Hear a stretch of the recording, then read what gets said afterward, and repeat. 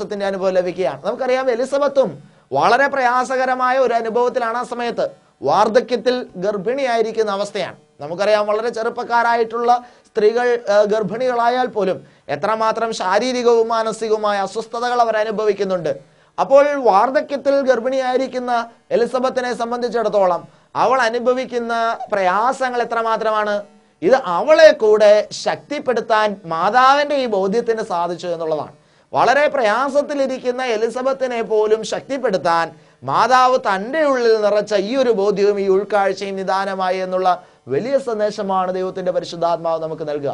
അപ്പോൾ കർത്താവിനോട് കൂടെയുണ്ട് എന്നുള്ള ബോധ്യം നമ്മൾ ഹൃദയം കൊണ്ട് സ്വീകരിച്ചാൽ നമ്മൾ മാത്രമല്ല രക്ഷയിലേക്ക് നയിക്കപ്പെടുക, മറിച്ച് നമ്മളെ കാണുന്നവർ കൂടെ രക്ഷയിലേക്ക് നയിക്കപ്പെടാനായിട്ട് കാരണമാകുമെന്നുള്ള സന്ദേശമാണ് കർത്താവ് നമുക്ക് രണ്ടാമതായിട്ട് ഈ വചനഭാഗത്ത് നൽകുന്നത്. വീണ്ടും മൂന്നാമതായിട്ട് ഇതിന്റെ അടുത്ത ഒരു ചിന്തയിലേക്ക് കടന്നു പോകുമ്പോൾ, കർത്താവ് കൂടെയുണ്ട് എന്നുള്ള ബോധ്യത്തിൽ ഈ സന്ദേശത്തെ സ്വീകരിച്ച മാതാവിന്റെ ഉദരത്തിൽ ഒരു ശിശു ജനിക്കുകയാണ്. ആ ശിശുവിന്റെ പേരെന്തായിരുന്നു എന്നുള്ളതാണ് പ്രശ്നം. മാതാവിന്റെ ഉദരത്തിൽ ജനിക്കുന്ന ആ ശിശുവിന്റെ പേര് അമ്മാനുവേൽ എന്നാണ് നമുക്ക് കാണാൻ സാധിക്കും. അമ്മാനുവേൽ എന്ന പദത്തിന്റെ അർത്ഥം ദൈവം നമ്മോട് കൂടെ എന്നുള്ളതാണ്. കണ്ടോ, ഇവിടെ വരുന്ന ഒരു പ്രത്യേകത നമ്മൾ ശ്രദ്ധിക്കണം. കർത്താവ് നിന്നോട് കൂടെയുണ്ട് എന്നുള്ള സന്ദേശം മാതാവ് അത് അതേപടി സ്വീകരിച്ചപ്പോൾ, യെസ്, കർത്താവ് എന്നോട് കൂടെയുണ്ട് എന്ന വിശ്വാസത്തോടെ മാതാവ് സ്വീകരിച്ചപ്പോൾ മാതാവിന്റെ ഉദരത്തിലുള്ള ശിശു അതേ പേരുകാരനായി മാറി. കർത്താവ് നമ്മോട് കൂടെ എന്നർത്ഥമുള്ള എമ്മാനുവേൽ എന്നുള്ള ആ പദത്തിലേക്ക് ക്രിസ്തുവിന്റെ പേര് പോലും മാറ്റപ്പെട്ടു എന്നുള്ള സന്ദേശമാണ്. സഹോദരങ്ങളെ, ഈ ബോധ്യം നമ്മൾ സ്വീകരിച്ചാൽ നമ്മുടെ ഗർഭഫലവും നമ്മുടെ തലമുറകളും ഈ ബോധ്യത്തിലേക്ക് കടന്നു വരികയാണ് എന്നുള്ള സന്ദേശമാണ്. കർത്താവ് എന്നോട് കൂടെയുണ്ട് എന്നുള്ള ഉറപ്പായ വിശ്വാസവും ബോധ്യവും നമ്മുടെ ഹൃദയത്തിലേക്ക് നമ്മൾ സ്വീകരിച്ചാൽ നമ്മുടെ തലമുറകൾ ഈ രക്ഷയുടെ മാർഗത്തിലേക്ക്, ഈ ദൈവസ്നേഹത്തിന്റെ മാർഗത്തിലേക്ക് കടന്നു വരാനായിട്ടിടയാകും. ഈ കഴിഞ്ഞ ദിവസം ഞാനൊരു വീട്ടില് കൗൺസിലിങ്ങിന് വേണ്ടി പ്രാർത്ഥിക്കാൻ വേണ്ടിയിട്ട് കടന്നു പോയത് ഇപ്പോൾ ഞാൻ ഓർക്കുകയാണ്. വളരെ മാനസികമായി പ്രയാസപ്പെടുന്ന ഒരു പെൺകുട്ടി ആ വീട്ടിലുണ്ട്. അവൾ എഞ്ചിനീയറിംഗിന് പഠിക്കുന്ന ഒരു കുട്ടിയാണ്. അവളുടെ ജീവിതത്തിലുണ്ടായ ചില ഭയങ്ങൾ അവളെ ഒത്തിരി മാനസികമായിട്ട് തളർക്കുകയും ഇന്നൽപ്പം ട്രീറ്റ്മെന്റിന്റെ തലങ്ങളിലൂടെ ആ കുട്ടി കടന്നു പോവുകയും ചെയ്യുകയാണ്. ഞാൻ ആ വീട്ടിൽ വന്ന് ഒന്ന് പ്രാർത്ഥിക്കണമെന്ന് ആ അമ്മ എന്നോട് ആവശ്യപ്പെട്ടിരുന്നു. അങ്ങനെ ഞാൻ ആ വീട്ടിലേക്ക് കടന്നു ചെന്നു. ആ വീട്ടിലേക്ക് കയറിയ സമയത്ത് തന്നെ എൻ്റെ മനസ്സിൽ കർത്താവ് തന്ന ഒരു സന്ദേശം ഇതാണ്: ഇവർ നാളുകളായിട്ട് വിശുദ്ധ കുർബാനയിൽ പങ്കെടുക്കുകയോ കുർബാന അനുഭവിക്കുകയോ ഒന്നും ചെയ്യുന്നില്ല. അതുകൊണ്ട് കർത്താവിന്റെ സാന്നിധ്യം ഇവരോട് കൂടെയില്ല. ഈ കുടുംബത്തിൽ കർത്താവിന്റെ സാന്നിധ്യം കാണുന്നില്ല. ഞാൻ കയറിയ വഴി അവരോട് ചോദിച്ചു, നിങ്ങൾ കുർബാന അനുഭവിച്ചിട്ട് എത്ര നാളായി? ഉടനെ അവർ പറഞ്ഞു, അച്ഛാ, വർഷത്തിലൊരിക്കൽ കുർബാന അനുഭവിക്കാറുണ്ട്. പെസഹ ബുധനാഴ്ച അത് ചടങ്ങ് എന്ന വണ്ണം കുർബാന അനുഭവിക്കാറുണ്ട്, അല്ലാതെ ഞങ്ങൾ കുർബാന അനുഭവിക്കാറില്ല. അപ്പോൾ അവരുടെ ആയുഷ്കാലത്ത് അവർ കുർബാന അനുഭവിച്ചിരിക്കുന്നത് 10 or 20 പ്രാവശ്യം മാത്രമേ ഉള്ളൂ. ആ ഒരു അവസ്ഥയാണ് അവരുടെ ജീവിതത്തിൽ.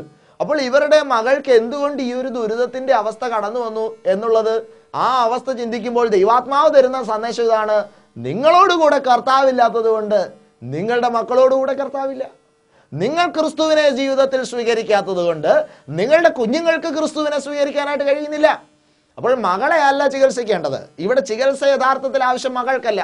നിങ്ങൾ ക്രിസ്തുവിനെ സ്വീകരിക്കുന്നവരായി മാറും. നിങ്ങൾ ക്രിസ്തുവിന്റെ സാന്നിധ്യത്തെ ഉൾക്കൊള്ളുന്നവരായി മാറും. കുടുംബ പ്രാർത്ഥനയുണ്ടോ എന്ന് ഞാൻ ചോദിച്ചപ്പോൾ അവരെല്ലാവരും കൂടെ അവിടെ നിന്ന് അങ്ങോട്ടും ഇങ്ങോട്ടും നോക്കി ചിരിക്കുകയാണ്. അവരുടെ കുടുംബത്തിൽ പ്രാർത്ഥനയില്ല. ഇനി ഉണ്ടെങ്കിൽ പോലും ഓരോരുത്തരും ഒറ്റയ്ക്ക് അവിടുന്ന് ഇവിടുന്ന് ഒക്കെ ഇടയ്ക്കിടയ്ക്കൊക്കെ നിന്ന് പ്രാർത്ഥിക്കുന്നു എന്ന് മാത്രമേ ഉള്ളൂ. സഹോദരങ്ങളെ, കർത്താവ് കൂടെ ഇല്ലാത്തതാണ് ആ കുടുംബത്തിന്റെ അടിസ്ഥാന പ്രയാസത്തിന്റെ കാരണം.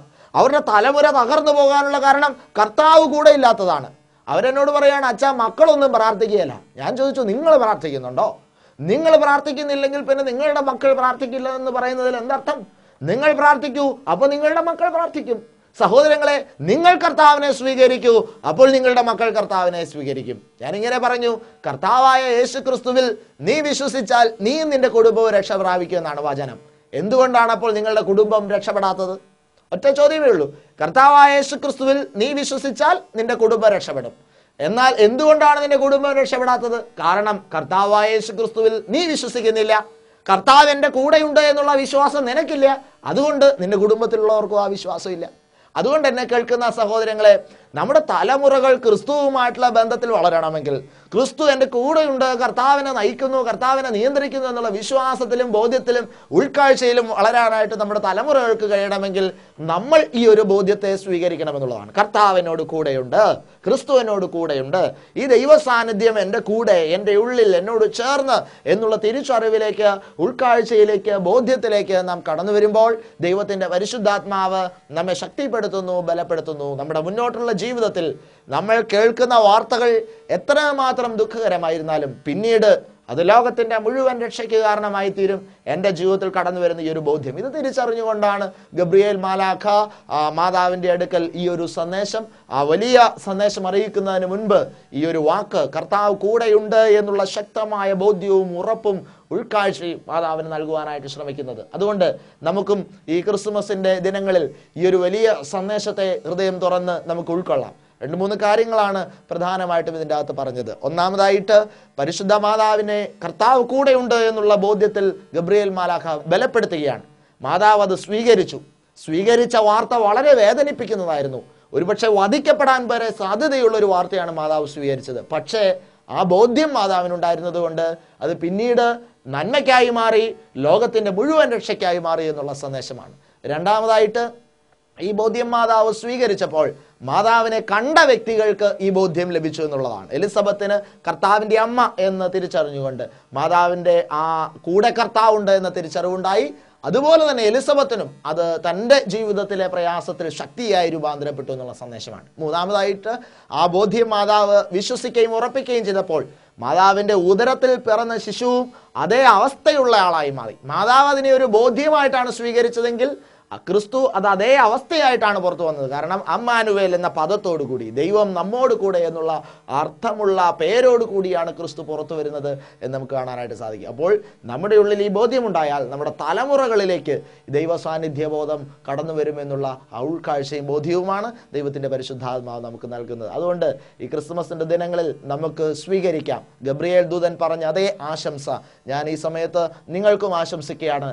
കർത്താവ് നിങ്ങളോട് കൂടെയുണ്ട്. വിശ്വാസത്തോടെ നമുക്കതിനെ സ്വീകരിക്കാം, നമുക്ക് പ്രാർത്ഥിക്കാം. കാരുണ്യവാനായ കർത്താവേ, അവിടുത്തെ കരങ്ങളിലേക്ക് ഞങ്ങളുടെ ജീവിതത്തെ സമർപ്പിക്കുന്നു. അവിടുന്ന് എത്രയോ ആഴമായ സന്ദേശമാണെന്ന് ഞങ്ങൾക്ക് പറഞ്ഞു തന്നത്. പലപ്പോഴും ഒത്തിരി വായിച്ചും കേട്ടും പോയിട്ടുള്ള ഒരു പദമാണ് കർത്താവ് നിന്നോട് കൂടെ.